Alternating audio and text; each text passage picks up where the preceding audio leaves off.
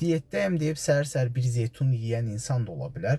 Diyetdəyəm deyib səhər-səhər 2 yumurta, ondan sonra bir dilim çörək, məsələn 50 qrama yaxın belə deyək, pendir, biraz kəsmək, üstünə yaşıllıq, pomidor, xiyar, bir dənə hər kənarına bir dənə kalbasa da qoymaq olar, bir dənə sosisika da qoymaq olar.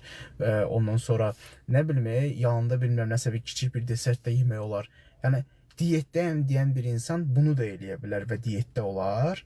Səhər-səhər mən bu gün diyetdəyəm. Bir dənə götürdü zeytunum. Allah haqqı heç nə yeməyəcəm. Все, qurtardı. Bu da diyetdədir, bu da diyetdədir. Diyetdə olmağa deyəndə, diyet deyəndə nəyə nəzərə tutursunuz?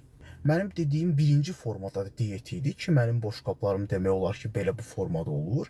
Səhər-səhər bir dənə nəsə də bir şey götürür. Все, qurtardıq. Bugünkü mən öl acından, öl, yaxşı olur sənə, yedin. Bu da bir müddət davam eləyir də. Yəni məsəl üçün 2 saat, 3 saat özünüzə tənqid eləyə bilərsiniz, öl acından deyə bilərsiniz. Sonra beyin başlayır, beyində bəzi biokimyəvi reaksiyalar gedir və dəyişməyə başlayır.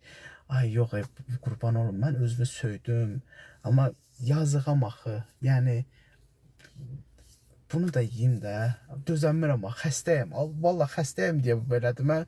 Məndə elə xəstəlik var ki, o xəstəlikdən heç kimdə yoxdur deyə mən məcbur hiss eləyirəm özümü. Mən başqa cür eləyə bilmirəm. İyi başlayırsınız yeməyə. Yəni bu belədir.